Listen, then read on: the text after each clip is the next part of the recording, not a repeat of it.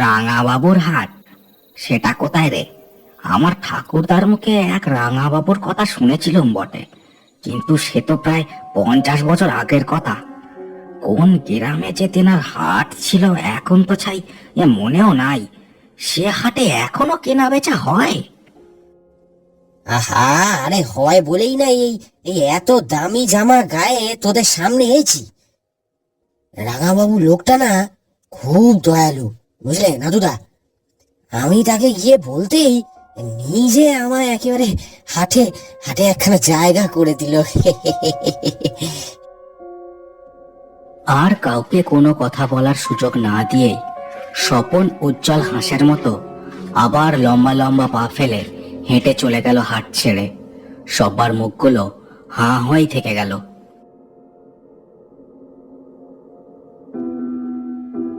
সন্ধ্যার আধো আলো অন্ধকার ভাবটা কেটে রাত নামতে সময় লাগলো না। এই নকুল বেড়ের মতো অজপাড়াগাতে রাত নামা মানেই অন্ধকারে ঢেকে যাওয়া চতুর্দিক। গ্রামের বাড়িগুলোতে মিটমিটে আলো থাকলেও আঁধারের রাজত্বটাই মূল। আটচালার ওপর নাদু মল্লিক যথারীতি হাতে হুঁকো নিয়ে বসে পড়েছেন। কানাই আর হরিপদও বসেছে। শুক্রবারের শেষ হাটবারের পর তাদের এই জমায়েত হয়ে আসছে আজ প্রায় 7-8 বছর তো হয়েই গেল। নাদুদা, আজ দেখলে স্বপ্নটা রে? বাবা, কি জেল্লা দিচ্ছিল গো! ওর ওর ওই গায়ের জামাখানা, চোখ যেন ঝলসে যায়, তাই না? যা বলেছিস, আমাদের কপাল দেখ, এই নকুল বেড়ার হাটে বসে বসেই জীবন কেটে গেল। না দেখলাম পয়সার মুখ, না পেলাম কোনো মান সম্মান। দুয়ো দুয়ো। নাদু মল্লিক দুজনের কথাই শুনল। এই ব্যাপারখানা যে তার মাথায় আসেনি তা তো নয়, সত্যিই তাই। এই নকুল বেড়েতে এত বছর ধরে ব্যবসা করলেও তার নিজের অবস্থাও খুব একটা সুবিধের নয়। হ্যাঁ, আমি একটা কথা ভাবছি। শোন, চল আমরা ওই স্বপনের বাড়ি যাই, তারপর বলি সেই রাঙাবাবুর হাটে আমাদের একটু জায়গা করে দেওয়ার জন্য। কি বলিস, দেবে না আমাদের জায়গা?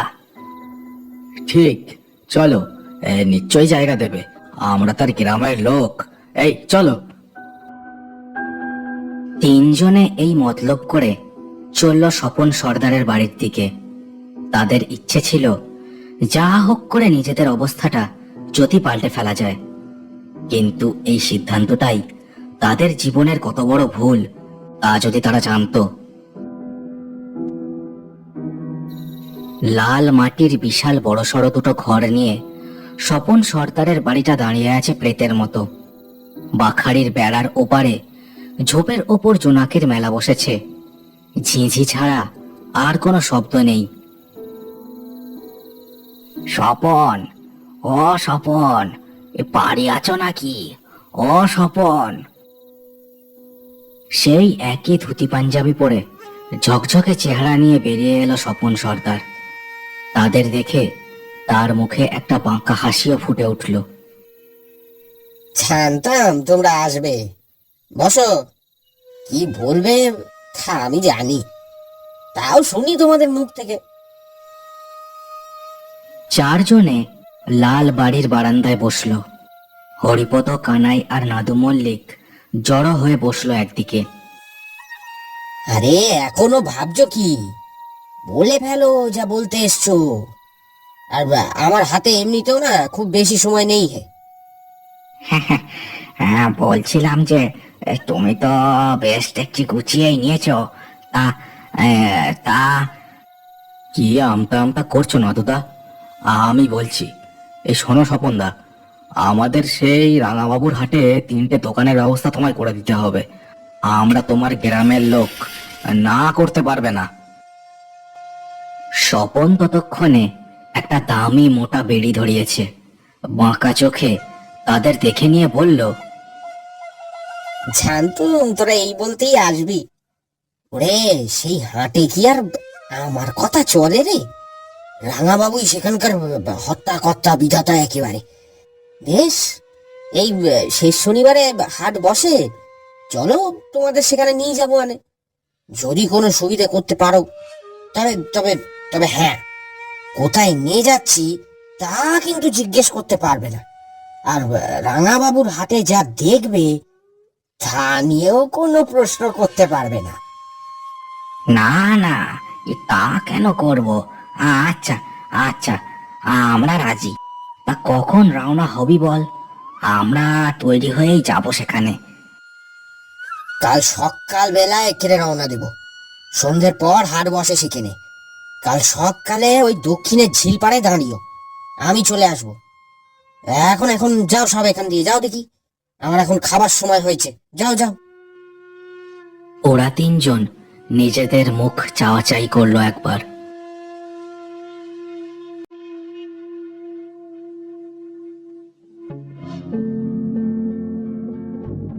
রাত কাটলো রাতের নিয়মে। সকালের রোদ ধীরে ধীরে নিচের রূপ দেখাতে শুরু করলো। দক্ষিণ পাড়ের ঝিলের ওপর রোদের ছটায় রামধনু রং খেলছে। নাদু, মল্লিক আর বাকি দুজন কথা মতো ঝিলের পাড়ে এসে দাঁড়ালো। এই সকালেও গরম বাতাসে গায়ে যেন ফোসকা পড়ছে। মিনিট কয়েক পরে স্বপন সর্দার এই গরমের মধ্যেও একই রকম সাদা বক্সে যে এসে হাজির হলো সেখানে। হ্যাঁ চল, অনেক পথ যেতে হবে কিন্তু। আর আর হ্যাঁ, যা বললাম, যা দেখবি, যা শুনবি, চোখ কান বুঝে থাকবি একেবারে। আমি যা বলবো শুধু তাই করে যাবি, বুঝেছিস? নে এবার চল চল চল চল।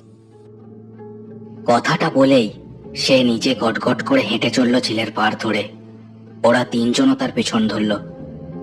ঝিলের ওপর তখন গোলাকারে চক্কর কাটছে কোনো এক নাম না জানা পাখির দল। ফাঁকা ধুধু প্রান্তর, মাথার উপর চিলদের ওড়াউড়ি চোখে পড়ছে, ঠিক যেন বিপদের কোনো আশঙ্কা জানিয়ে দিয়ে যাচ্ছে তাদের। মাঠের মধ্যে চারিদিকে শুধু ঝোপ আর ঝাড়, বড় দু একটা তাল গাছ ছাড়া আর কোনো অন্য গাছ নেই। বুঝলে নাদুদা, এই এই মাঠখানাও না ওই ওই রাঙাবাবুর জমিদারির মধ্যে পড়ে, বুঝলে? রাঙাবাবুর সাথে দেখা না করা পর্যন্ত কিন্তু তোমরা হাটে কি দেখেছো তা নিয়ে প্রশ্ন করতে পারবে না, মনে আছে তো? আরে হ্যাঁ হ্যাঁ, এই কতবার এক কথা বলবি বলতো? আমি বলছি তো মনে থাকবে। তা তার কত দূর? বেলা যে বয়ে গেল, সন্ধে নামবেই প্রায়। আর এটা কোন গ্রাম? এই এইটা হলো মল্লাহাটি গ্রাম, বুঝলে? রাঙাবাবুরা কোনো একেলে এই গ্রামে জমিদারি করতো। ও বাবা, ও সে কি ব্যাপার! মল্লাহাটি? এই যতদূর মনে পড়ছে, এই মল্লাহাটি তো বন্যায় ডুবে যাওয়া গ্রাম। এ কোথায় নিয়ে যাচ্ছ আমাদের স্বপনদা? আহা, সে অনেক কাল আগের কথা। এখন এখানে যে হাটখানা বসে না, তার আকারই ওই ওই আমাদের আমাদের নকুল বেড়ের সমান। হ্যাঁ, কানাই, হরিপদ আর নাদু মল্লিক আর কোনো কথা বলল না।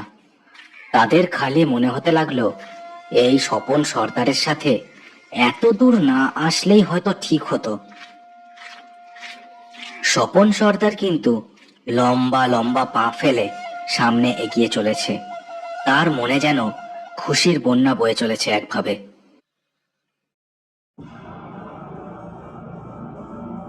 প্রায় সন্ধ্যার মুখে তারা মল্লাহাটির মূল গ্রামে এসে ঢুকলো। চারিদিকে বাড়িঘর, সব যেন ভাঙা ভাঙা। তাদের আনাচে কানাচে কালো অন্ধকার যেন কাদের একটা আশ্রয় দিয়ে চলেছে। বাবা রে, এ কি গেরাম গো! এ যে একেবারে শ্মশানের মতো নির্জম। এখানে কি আদেও মানুষ বাস করে? ও স্বপনদা, আরে শেষ শনিবারের হাট আজ, সারা গ্রামখানা আজ এখানেই গেছে। রাঙাবাবুর হাট তো আর যেমন তেমন হাট নয়, মেলা বসে যায়, মেলা। যাই হোক, চলো চলো যাওয়া যাক। গ্রামটার অবস্থা দেখে নাদু মল্লিকের মনটা দমে গেছিল। এই রকম বাড়িঘর যেখানে, সেখানে ব্যবসাপত্র করে কতই বা লাভ হবে। তবু স্বপন সর্দারের পেছন পেছন তারা সবাই চলল রাঙাবাবুর হাটের দিকে। লম্বা বিশাল একটা তাল গাছের নিচ দিয়ে তারা হাঁটতে হাঁটতে এসে হাজির হলো একটা ফাঁকা মাঠের মতো জায়গায়। সেখানে চারিদিকে বেশ কয়েকটা দোকান, নানান ধরনের পসরা সাজিয়ে বসে দোকানিরা হাসি মুখে কথাবার্তা বলে চলেছে। স্বপন তাদের নিয়ে গিয়ে দাঁড়ালো একটা দোকানের সামনে। বুড়োটে দোকানি তার মুখের দিকে তাকিয়ে হেসে বলে উঠল, আরে স্বপন না, এতদিন কোথায় ছিলি? রাঙাবাবুর যে খাওয়ার সময় হয়েই এসেছে, এবারে যে তোর পালা ছিল রে, ভুলে গেলি? না গো বেনুদা, ভুলবো কেন? সব ব্যবস্থা করেই এসেছি। তা সবার আসার সময় তো হয়েই এলো। তাদের কথার মাঝেই নাদু আর কানাইরা দেখলো সত্যি সেই তালগাছখানার নিচ দিয়ে একের পর এক লোক আসছে। সব যেন দলে দলে কেনাকাটা করতে আসছে এই হাটে। এত লোক কোথা দিয়ে এসে হাজির হলো রে? গ্রামে তো জনমানুষই দেখলাম না তখন। এই এতটুকু সময়ের মধ্যে এত লোক কোথা দিয়ে হাজির হলো বলতো? নাদু মল্লিকের কথায় কেউ কান দিল না, কারণ দেখতে দেখতে বেশ অনেক লোক জড়ো হয়ে গেল প্রত্যেকটা দোকানের সামনে। কানাই ভয়ে ভয়ে চারিদিকে দেখে নাদু মল্লিকের কানের কাছে মুখ এনে বলে উঠল, নাদুদা, এই জায়গাটা আমার সুবিধের মনে হচ্ছে না গো। লোকগুলোকে দেখো, কেমন যেন ছায়ার মতো নড়াচড়া করছে, ঠিক যেন হাওয়ায় ভেসে আছে। নাদুদা, চলো আমরা চলে যাই এখান থেকে, আর কাজ নেই এখানে ব্যবসা ফেঁদে। হঠাৎ প্রচন্ড জোরে বিশাল একটা কারখানার ভোঁ বাজার মতো শব্দ হলো। কানে তালা লেগে যাবার মতো অবস্থা হলো তাদের। স্বপন সর্দার এই আওয়াজে চঞ্চল হয়ে বলে উঠল, এই এই রাঙাবাবু তার দপ্তরে এসে পড়েছেন, চলো চলো, তোমরা ঝপা ঝপ কথা ছেড়ে নাও। হ্যাঁ, এ কথা বলে তাদের সাথে করে নিয়ে সে চলল হাটখানার মাঝের অংশের দিকে। হাটের মাঝে বিশাল একটা শুকনো গাছ, গাছের নিচটা পাথর দিয়ে বাঁধানো। মরা গাছটার নিচে তারা সবাই এসে দাঁড়ালো। এটা দপ্তর কি রে? এ তো গাছ। কোথায় নিয়ে এসেছিস বলতো স্বপন? কি মতলব তোর, বল? ও নাদুদা, ও ওই দেখো গো। নাদু মল্লিকের কথার মাঝেই বলে উঠল হরিপদ, আর কাঁপা হাতে ইশারা করলো সেই গাছের একটা কোণার দিকে। নাদু মল্লিক বিস্ফারিত চোখে সেদিকে তাকিয়ে দেখলো সেখানে ছড়িয়ে আছে মাংসের হাড়। তবে হাড়গুলো যে পশু বা পাখির নয়, মানুষের, তা আর আলাদা করে বলে দিতে হয় না। সব কি রে হতভাগা? হ্যাঁ, এসব কি? আমরা আমরা নকুল বেড়েতে ফিরে যেতে চাই, আমাদের নিয়ে চল। চুপ! তিনজন একেবারে চুপ করে দাঁড়ায় কেন? ওই ওই ওই ওই দেখ, রাঙাবাবু নেমে আসছেন। তিনার খাবার সময় হয়ে গেছে রে। ওই দেখ দেখ দেখ। স্বপন সর্দারের কথায় চমকে তারা তিনজন শুকনো মরা গাছটার মাথার দিকে দেখল, আর সাথে সাথেই তাদের সকলের শরীর কেঁপে উঠল ভয়ে। একটা লালচে মাংসল পুরুষ দেহ, তার মুখে দাঁতের আঁকা বাঁকা শাড়ি, সাদাটে ধুতি পরনে তার। মরা গাছের ডাল বেয়ে সে নেমে এসে দাঁড়ালো তাদের সামনে।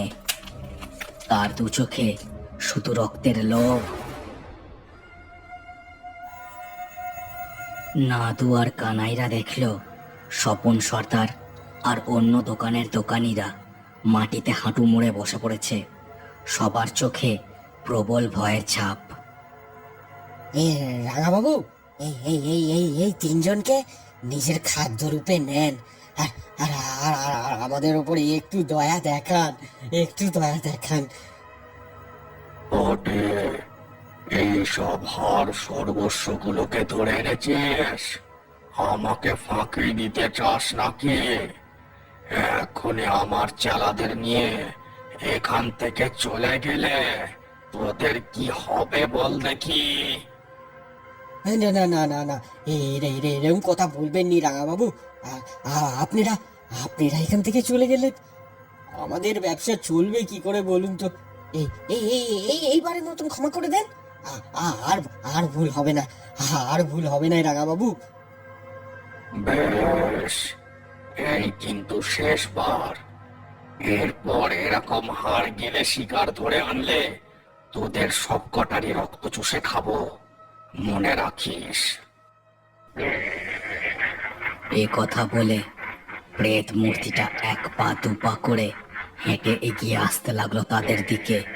তার মুখ থেকে ঝরে পড়ছে লালা। নাদু মল্লিক আর হরিপদ জমে গেছিল নিজের জায়গায়। পালিয়ে যেতেও যেন ভুলে গেছিল তারা। ওদের দিন যে শেষ তা আর বুঝতে বাকি ছিল না তাদের। হঠাৎ কানাই শেষবার বাঁচার চেষ্টাতেই নিজের পকেটে হাত দিল আর পেয়েও গেল একটা লাইটার। ঝপ করে সেটা পকেট থেকে বের করে সে জেলে ধরল। এই নে, আর যদি এক পাও এগোস এখানেই সব পুড়িয়ে শেষ করে দেবো। তফাৎ চাও, তফাৎ চাও। আগুন দেখেই রাঙাবাবু নিজের চোখে একটা হাত তুলে ধরল আর পিছিয়ে গিয়ে পিঠ দিয়ে দাঁড়ালো সে শুকনো মরা গাছটায়। কানাই, এই বাপ দাঁড়িয়ে থাকিস না, ওই গাছটার গায়ে আগুন দে জলদি। কানাইও এ কথায় তার লাইটারটা ছুঁড়ে দিল শুকনো গাছের দিকে। সঙ্গে সঙ্গে শুকনো মরা গাছটা দাউ দাউ করে চলে উঠল গনগনে আগুনে। রাঙা বাবুর প্রেত দেহটাও সেই জ্বলন্ত আগুনে পুড়তে শুরু করলো, ঠিক যেন খড়ের পুতুলের মতো।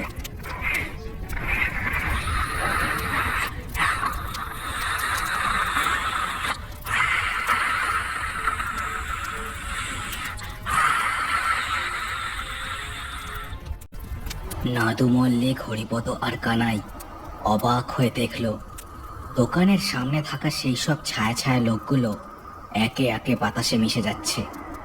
সবার চোখেই যে একটা তীব্র রাগের ছাপ, সেটাও তারা লক্ষ্য করলো। হতভাগা স্বপন, এবার বল কি মতলব ছিল তোর? স্বপন সর্দার শূন্য দৃষ্টিতে জ্বলতে থাকা শুকনো গাছটার দিকে তাকিয়েছিল। সব শেষ হয়ে গেল। আর কি বলবো, বছর 2 আগে যখন এই গ্রামে প্রথমবার এলাম, তখনই গ্রামের এই আজব হাটের কথা শুনেছিল।